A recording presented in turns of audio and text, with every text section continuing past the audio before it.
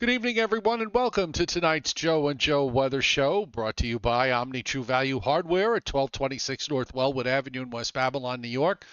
If you're a professional landscaper or a do-it-yourselfer, just get your truck over there and get all the mulch, topsoil, sand, and anything else you need with the best prices in town. 631-756-1125 is the telephone number, and the website is OmniTrueValue.com. Yes, and Tempest by Weatherflow, our newest affiliate. You get the Tempest Weatherflow weather system and join the fastest growing observing weather network on the planet.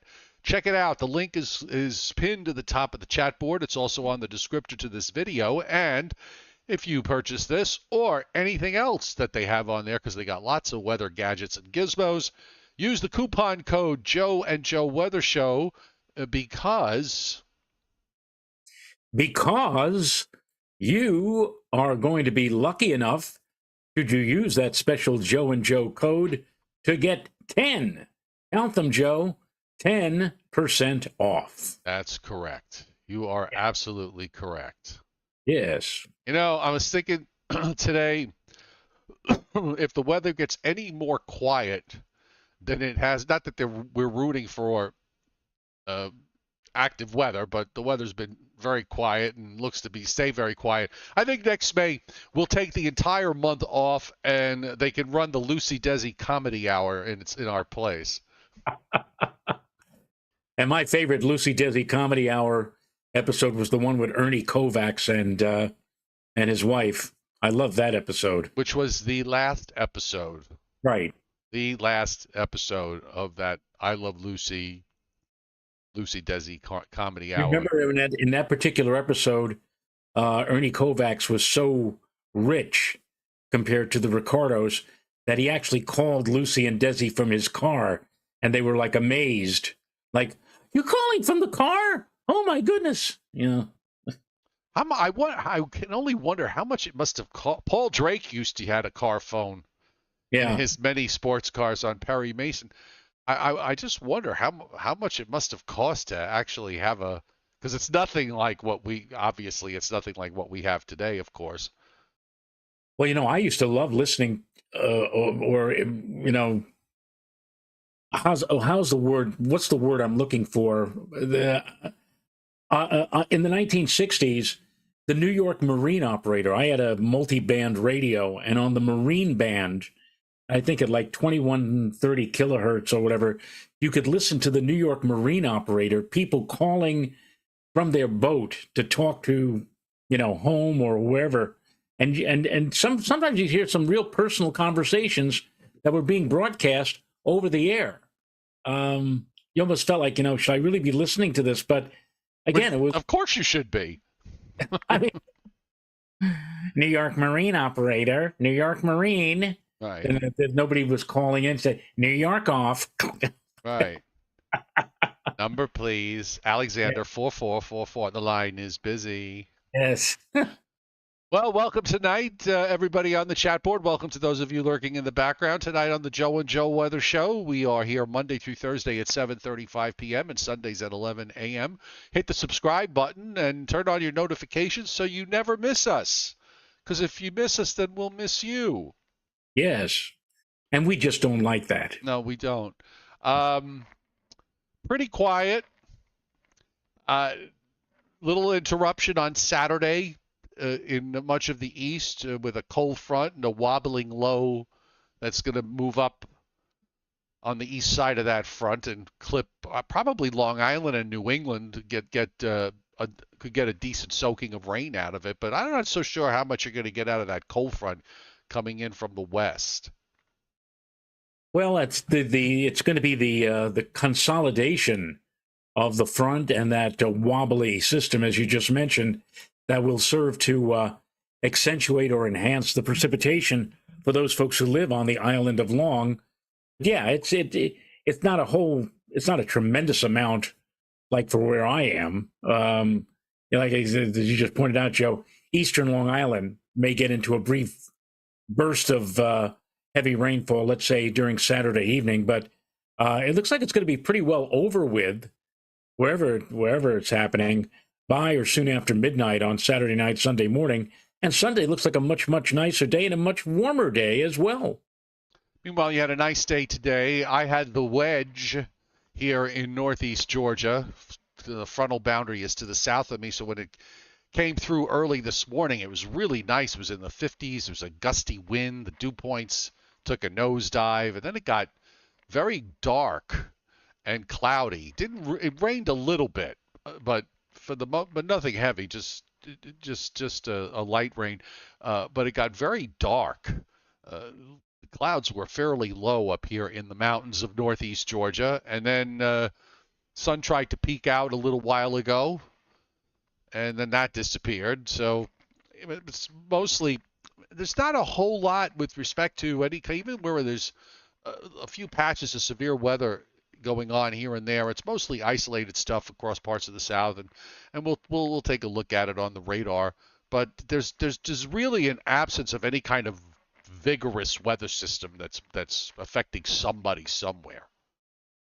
Yeah, and it's this being quiet, and as you alluded to at the very beginning, and also on our preview page for those who saw it, for example, on my Facebook page promoting tonight's show, we will take another gander at what the upcoming holiday weekend is like.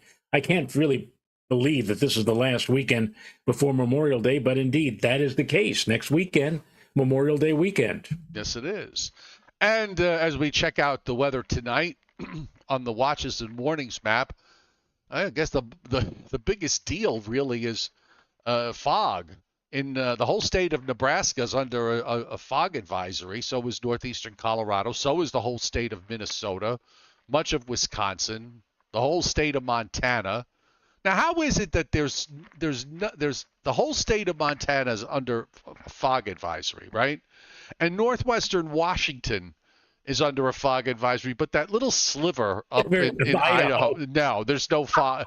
Now, I mean, and it could very well be. I assume it's pretty mountainous up there, so I'm sure that's the reason. But it does look kind of odd to have that gap.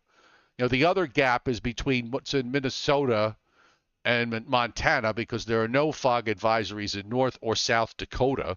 All right, you can kind of understand that. That's not a short drive from east to west across North Dakota or South Dakota. But yeah, I'm kind of wondering about that little sliver there. What about the blue zone? What is all those blue counties in blue in North Dakota? That I'm going to guess is a frost advisory. Yeah, yes, it's a frost advisory. Right. So if you're growing plants in Williston, Crosby, Bottineau, Minot, Bismarck, Beulah, Dickinson, Elgin, Lemon, or Bowman, Idaho, you got a frost advisory. But if you're growing plants in Harvey, Rugby, Devil's Lake, Jamestown, and Ashley, you do not have that particular issue. Well, I'll tell you, this morning it got pretty darn cold here. 33 at the old homestead here in Putnam Valley at 6:23 this morning, and I can attest to the fact that it was cold because my our new dog Sweeney has this tendency, this propensity to start howling at about anywhere between 6 and 6:30. The need to go out and do his thing, and so it was my turn this morning to attend to the dog, and I stepped outside. I said, "Oh, it's cold out there." 33. It was 31 according to Dan Thaler in Shrub Oak. 30 degrees in Stormville up in Dutchess County from my other friend John Bortle. So it was cold out there this morning, and we tied the record at Westchester County Airport. The record there, 39 degrees, and that was originally set back in 1983 on this date. Well, guess what? We tied that record this morning. So no matter where you looked in and around the lower Hudson Valley, it was, with a capital letter C, cold. And ironic, Joe, because 6 days ago, the temperature, at least here at the house, was 86 degrees. That so far is the highest temperature so far registered in the month of May. However, I should also point out that on a couple of occasions in April, we actually hit 90. So it's been a crazy spring so far with, periods of extreme heat. And this morning, well, extreme cold. By the way, I stand corrected. Thank you, Tom Contino. I stand corrected. Because it's the same color that they use. Those are not. Those are all air quality advisories that they have up. Air quality alerts in Minnesota and in Nebraska, and that's all due to the smoke from Okay, the wildfire. So I stand corrected. Thank you for pointing that out. I appreciate that very much. I assume what's down in Texas, that's got to be fog. I mean, we talk about the size of Texas. Texas is among the contiguous. No, even there, it's air quality. Go ahead. I'm sorry, Joe. No, but we talk about the size of Texas. It's the biggest of the 48 contiguous states. Let me point out, Montana is no slouch. I mean, Montana is a pretty damn big state too, and for the entire state to be under an air quality alert, that is something. That is and it goes to show. We were talking yesterday on the satellite loop just how extensive the smoke was and how dense it looked. It almost looked like cloud cover. Yeah. Today, I'm just going to update this loop real quick and take a look. And there wasn't as much. I mean, well, there is some. You could see that milky white is over the northeast, and it's a little more pronounced back across Ohio and over into Michigan. And if we go further west, yeah, I mean, now you're starting to see. Of course, you've got this rotation that's coming down out of central Canada that's dropping southward. So that's overtaking. The smoke is underneath that. So, but you see it. It goes from the Great Lakes all through the upper Mississippi Valley, all through the northern plains, back through Montana, and all the way into Washington. So it is very extensive. Yeah, it came in last night like a wall. We could see it on the satellite picture last night, the visible satellite, like at 5 o'clock. And it came from the west and we went from, nice blue skies here to at sunset, you were able to look directly at the sun because it was so dim and reddened by that smoky effect, which came in, again, like a wall. There was a sharp line between the clear air and the not so clear air.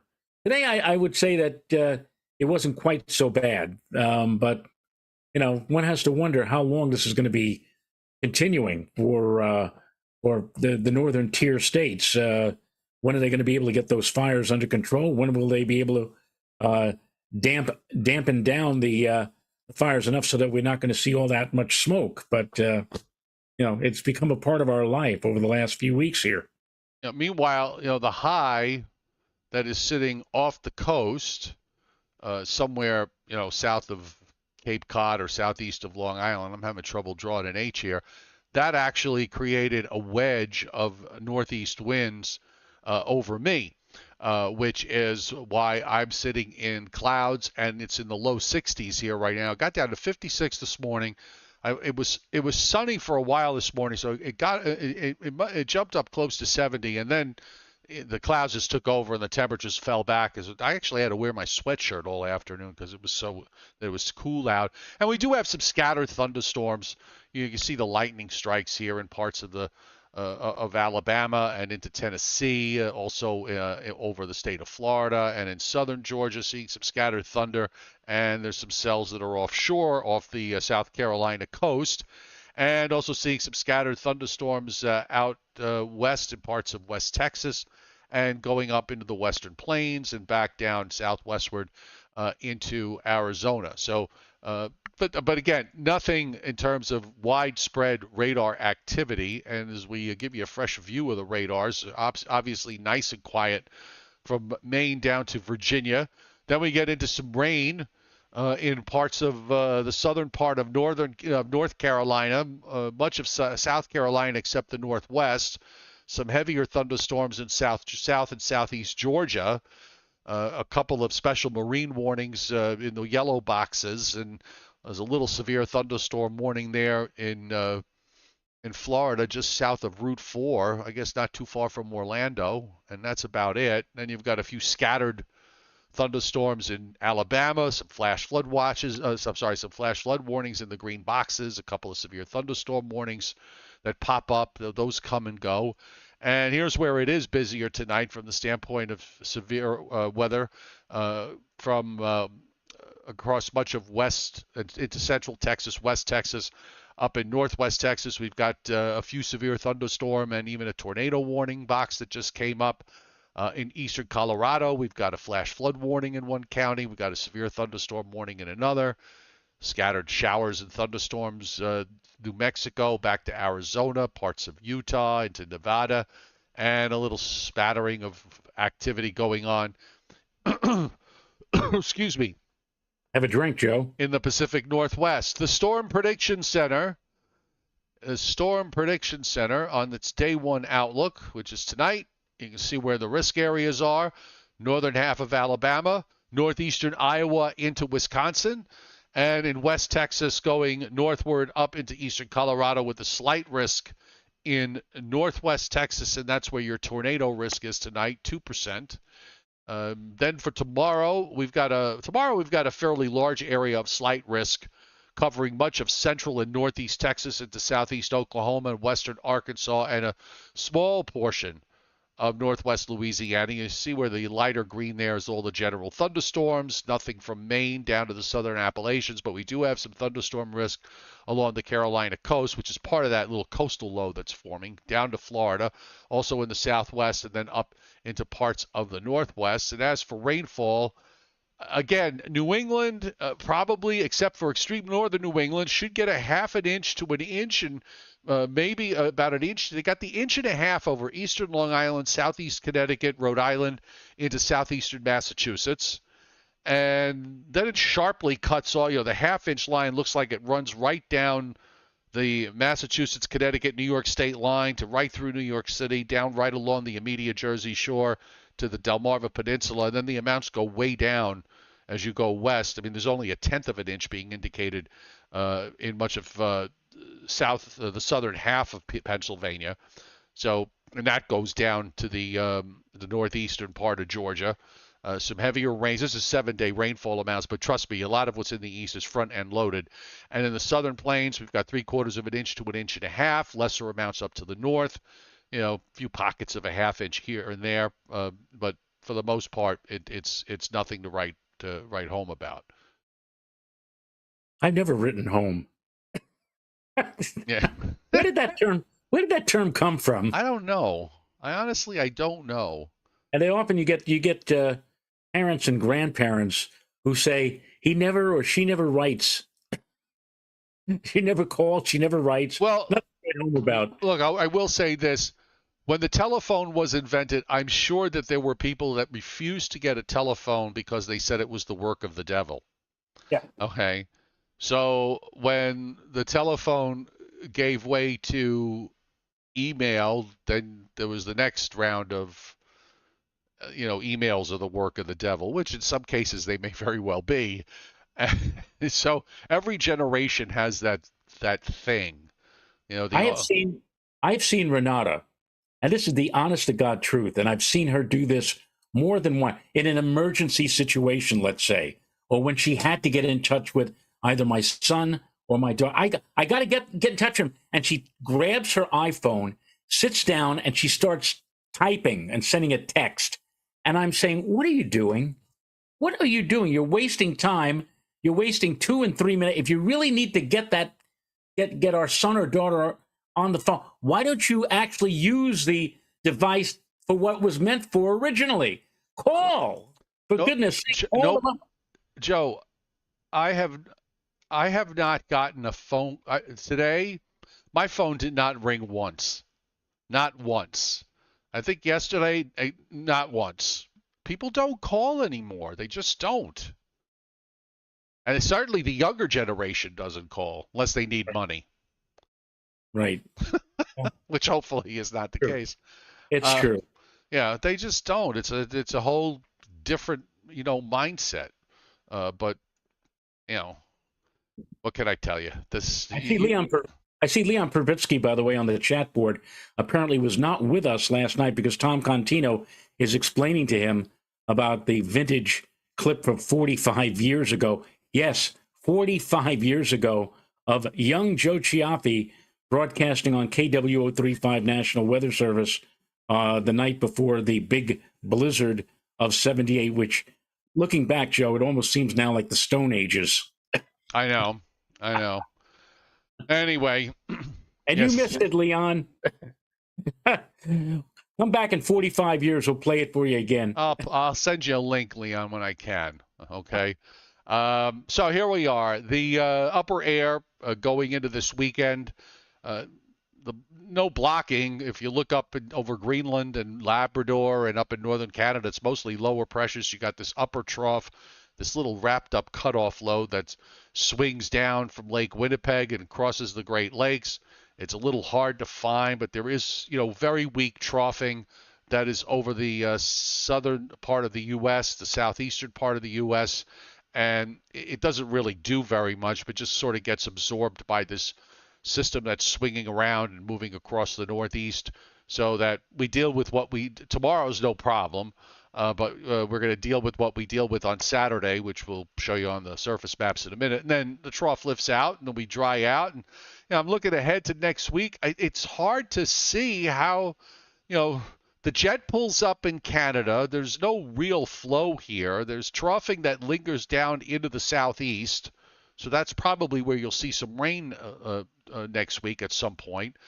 But I got to tell you, just looking at this, it seems to me like we could run. Now, that's maybe where it gets a little complicated on this one, because suddenly they put a cutoff low in Virginia and North Carolina next Saturday, and it sits there or lifts up northeast for Monday, Memorial Day. So let's see what that does. But before that, we'll go back one run. I didn't see any hint of this on the European, by the way. See, on this run, it actually has another shortwave that comes through late next week with a little cold front, and then it just sort of lingers there and moves out to the east. So, if you give me sharing capabilities, I will show you the Climate Prediction Center's outlook for 6 to 10 and 8 to 14 days. And if you have any plans for Memorial Day weekend, out-of-door plans, you'll actually be rather happy at what you're going to see from the CPC folks. All right, well, it's all yours. All right, so let's go here and there and everywhere. We'll start off with the 6 to 10 day temperature outlook, and oh my goodness, look at that! The only place that's below, and I'll explain in a moment why, below normal over the southeastern coastline of South Carolina and Georgia.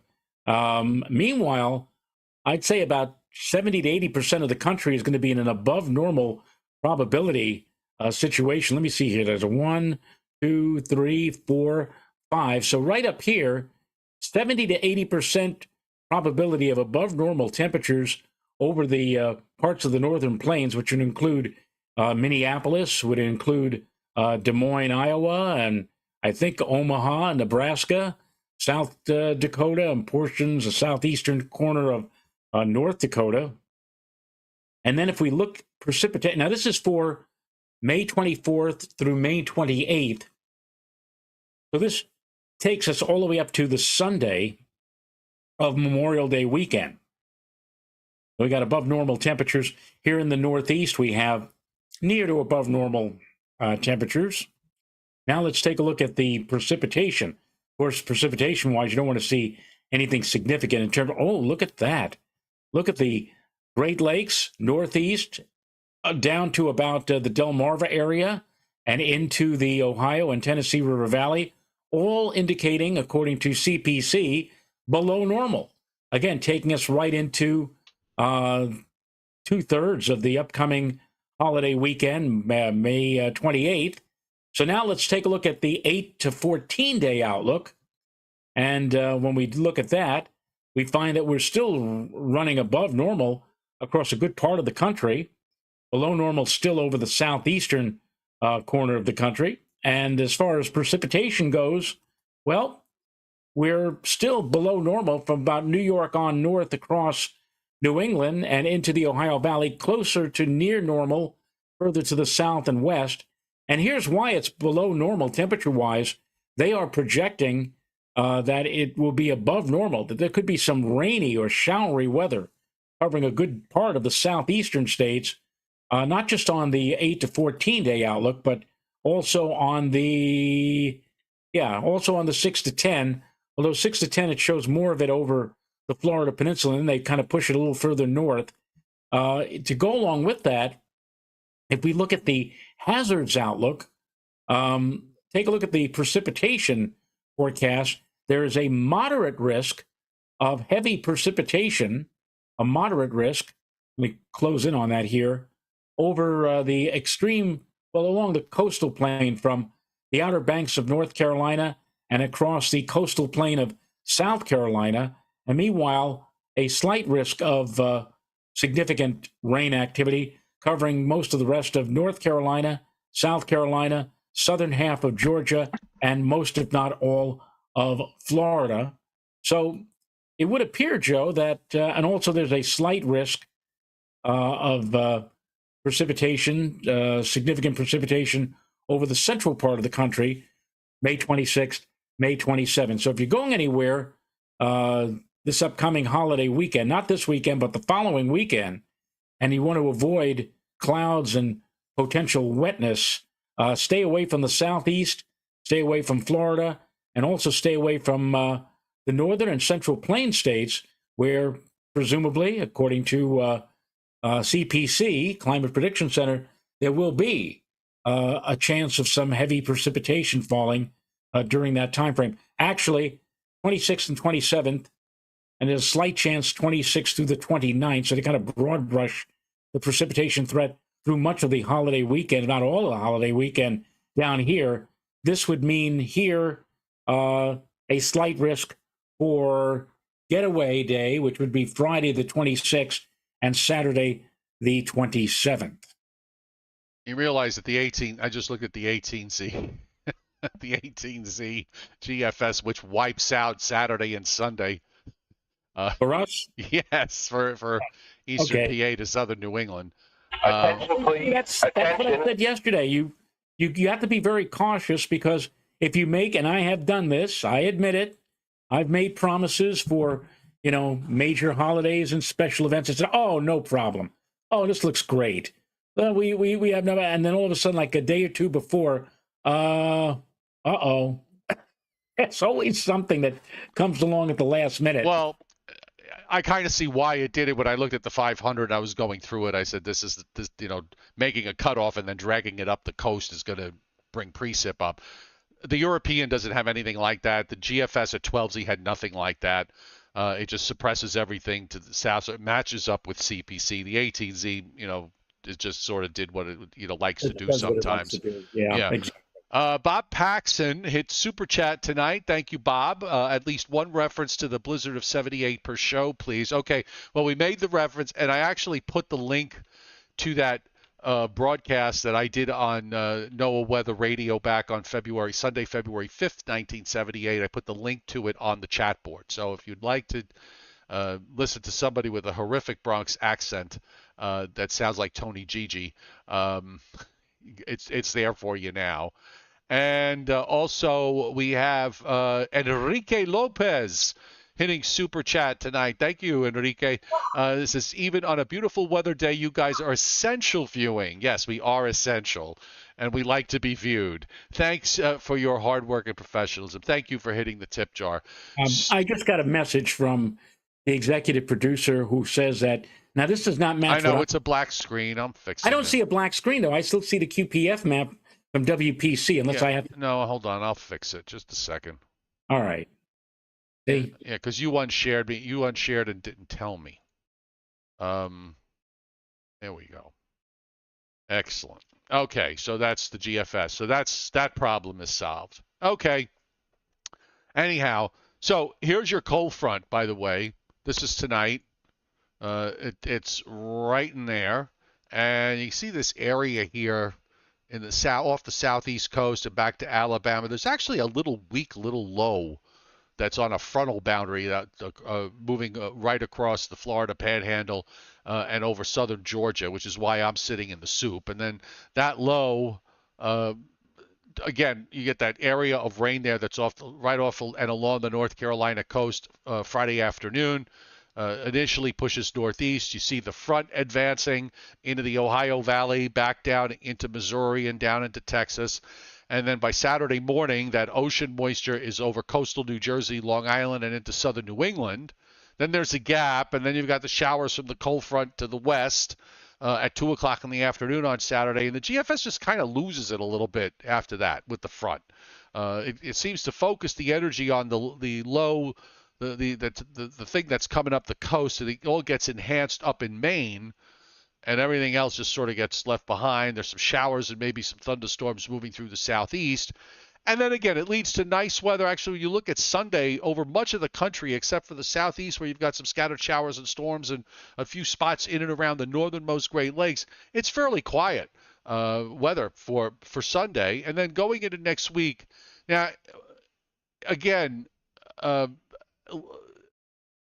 this is a time of year where you have to watch, where sometimes you do get, if you get any kind of a high that's just to our north and you get an easterly flow, and it sort of sets up that way Tuesday from from Virginia southward into the southeast, and eventually you do get a low.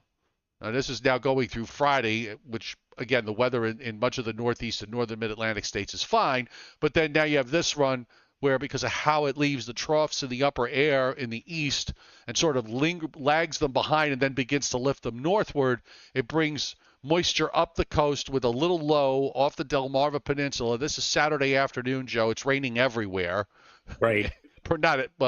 It cuts off just north of New York City, and then it just continues to rain Saturday night into Sunday in that area across New Jersey, Long Island, back into Pennsylvania. And then by the time we get to Monday, Memorial Day, you get a little bit of a break, and then there's another little surge that comes up late in the day Monday, but it stays on the weak side. Again, I don't know that I believe that seems to match up with what we've been talking about over the last several years, that Memorial Day is the bad luck summer holiday, even though it's not officially summer, that there's always some kind of a stumbling block. There's always something that happens to ruin part or all of Memorial Day. And that pattern that the 18Z, the intermediate prog, is showing seems to fall into place or fall into line with climatology, as opposed to what the primary run, the 12Z run, the 0Z runs have been showing. Everything suppressed and keeping it nice and dry, what CPC is indicating to be a fairly nice weekend. So we'll see. I mean, it's still more than a week away. We'll see how this all pans out in the days to come. All right, let me see. Why can't I bring you up full screen again? I don't know. Oh, this is weird. No, that's not it. No, that's not it. Yeah, for some reason, ever since you hit the share, do me a favor. Yeah. Hit the share button on your side. Just hit the share button and then close it out. See, let me see if that fixes it. All right. Okay, so there you are. So now close it out. Okay, that fixed it. Ta-da! Ta-da! Exactly. So let's do a little Briller Jeopardy to wrap up this week. But before we do that, I found this is. I'm wondering, does Alan watch our show, Alan Casper? No. Oh, okay. He would have found this interesting. I found what he had. Remember, I said last night he was outside the 524 building, Broadcast Center, during the blizzard of '78, and he made a. I wouldn't call it a speech, but he did make a comment about, and I mentioned this yesterday, how if you were around in 1978, to hear a forecast of a foot or more of snow was like astonishing, because it was never done back then. And this is what Alan Casper commented on. He said, professionally speaking, and this is not blowing my own horn, but blowing the horn of every professional meteorologist in New York City, this is the first storm in my memory that was forecasted, a big one now, that was forecasted 24 to even 48 hours in advance. Usually over the last 10 or 20 years, as you very well know, and much as I hate to admit it, we've had storm situations where we forecasted 2 to 4 inches, and then we wind up upping, and then we end up with 12 to 18. But as far as I can see right now, 12 inches is just about a certain bet everywhere. It wouldn't surprise me to see 15 or 18 inches.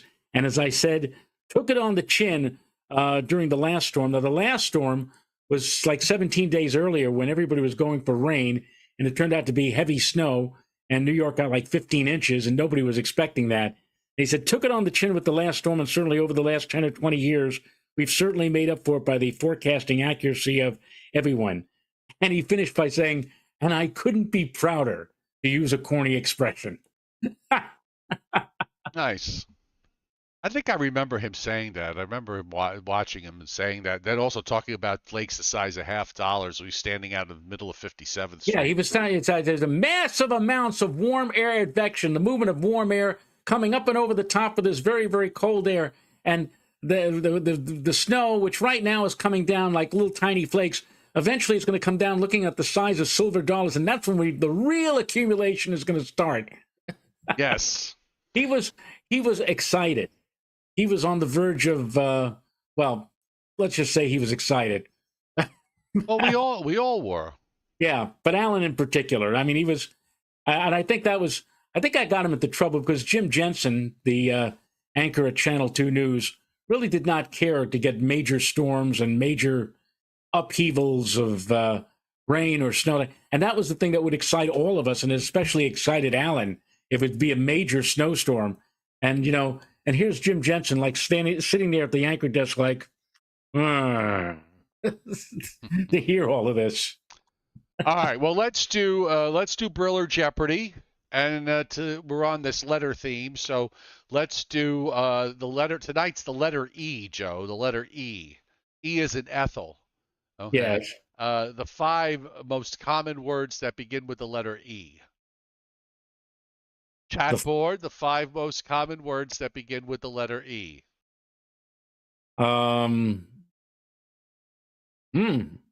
That's a good one.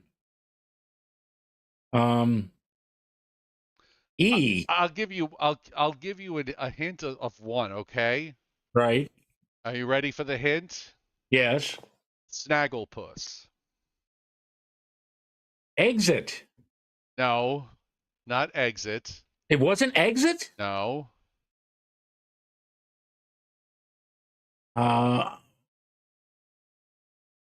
Was Snagglepuss. And believe it or not, Snagglepuss was on Jeopardy tonight.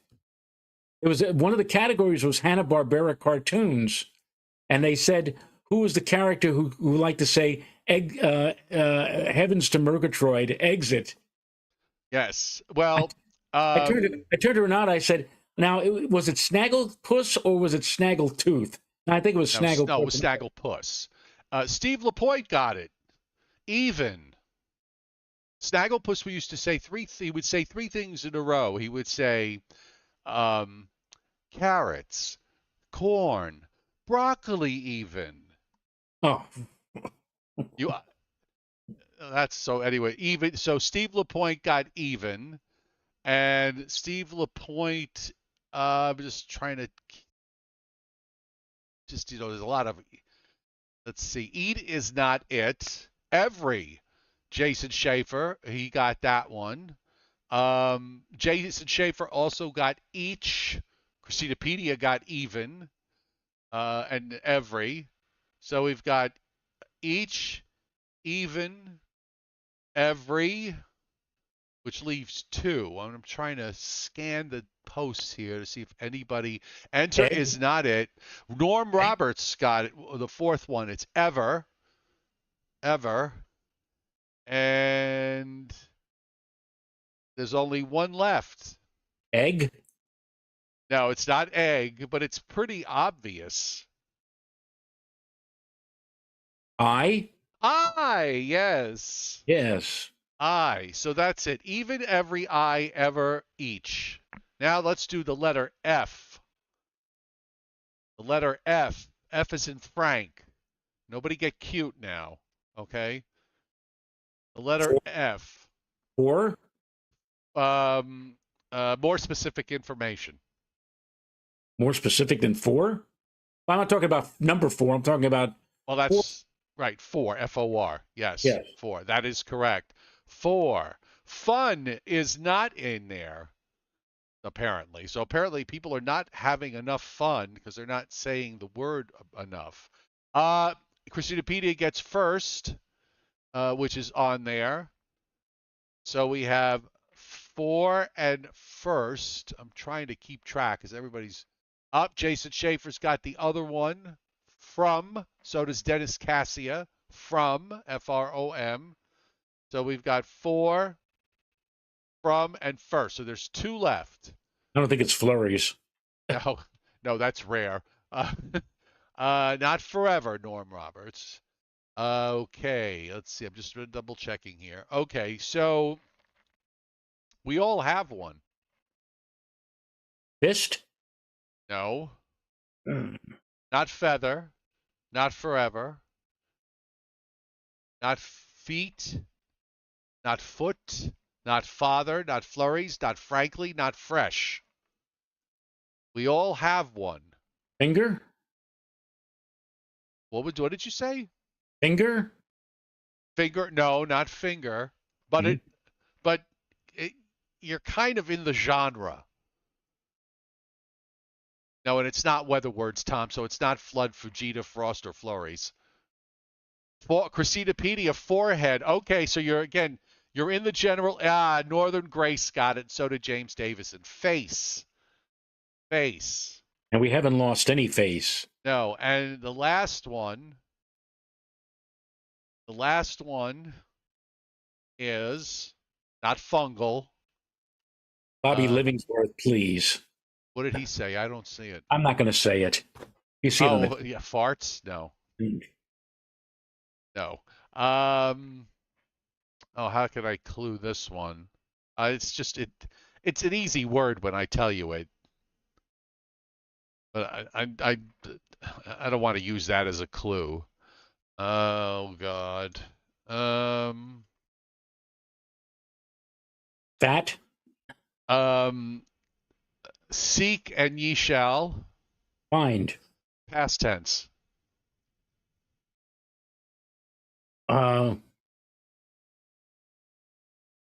Past tense of find? Found. Yes. Found. Found. F-O-U-N-D. Now, on this list, okay, is a preposition. Oh, no. Okay. So The preposition isn't again. there is a preposition. Actually, there are two prepositions here on today's list. Can anybody get the prepositions? For, Christinapedia is correct. For, and there's one more. From, Tom Contino's got that one. So yes, those are your two for prepositions that begin with the letter F. Okay. Okay, there's only, by the way, and it's not on the list as far as the letter E is concerned, there is only one preposition that begins with the letter E. Can anybody guess that one?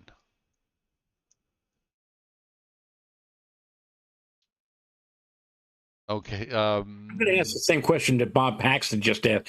Is this conjunction junction all of a sudden? Hey, conjunction junction, what's your function? Putting words and phrases together. Etc. Craig Carlberg, no. I still don't get it, says Dennis Cassia. I'll just get it. I'll let everybody know. Except it is the only preposition that begins with the letter E.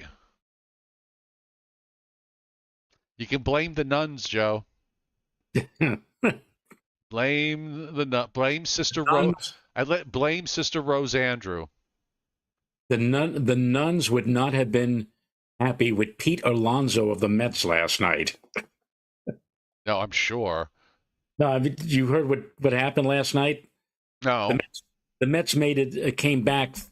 They won. It was an improbable victory with Alonso hitting the game-winning home run.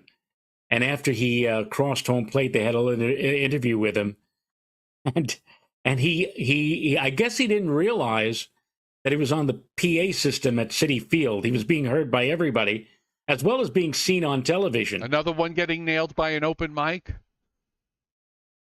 This was not just an open. This was a wide open mic, and he he said something that he was not supposed to say. So. Oh, okay. Well, I won't ask you what that is because we're a clean show here. Yes. Monday through Thursdays at 7:35 and Sundays at 11 a.m. So I guess we'll see everybody Sunday at 11 a.m. Scott just put up on the chat board what Pete Alonso said. The acronym, and if you're a Met fan, you know exactly what Pete Alonso said last. Okay, I got to look that one up. I'll tell you off air. Okay. All right. So that's it. We've gone through another week. We're off tomorrow and we're off Saturday, so we'll be back at Sunday at 11 a.m. I'm having a smart dinner party on Sunday. I'm having friends over Sunday afternoon, so we can do this. You never invite me to any of these dinner parties. Well, Joe, you're 800 plus miles away. Well, now when you take your vacation and you do your driving thing, if you want to swing by, we've discussed that. Yes. Okay. So we'll discuss it some more. Okay. So we had 2 super chat hits, Mr. Rayo. Yes, and believe it or not, I did not make any notation. Did you? Or yes, I did. Just a second here. Hold on. It was Enrique Lopez. And now I remember why. Okay, that was also a small recurring character on the Golden Girls. He was a reporter, and that Betty White's character was working for. And also Bob Paxton. Thank you both for most generous. And the Joe and Joe Weather Show is brought to you by Tempest by WeatherFlow. Get the revolutionary Tempest weather system and join the fastest growing observing network on the planet. The link is pinned to the top of the chat board. They have a lot of other stuff, a lot of other weather gadgets and gizmos that you might want to take a look at, and even some weather fashion. Make sure you use the coupon code Joe and Joe Weather Show, and you get 10% off. Also brought to you by Omni True Value Hardware at 1226 North Wellwood Avenue in West Babylon, New York. 631-756-1125 is the phone number, and the website is OmniTrueValue.com. Good night, everybody. Nighty-night.